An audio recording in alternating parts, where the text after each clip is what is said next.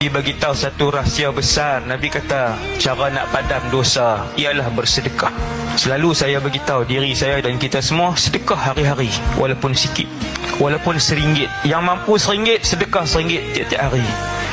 Niat dalam hati nak dapat redha Allah waktu sedekah, nak dapat redha Allah, nak tiru sunnah Rasulullah yang banyak sedekah. Nombor 3, niat untuk Nabi bagi tahu pasal sedekah tu, memadamkan dosa. Ya Allah, ni nak padam dosa lama.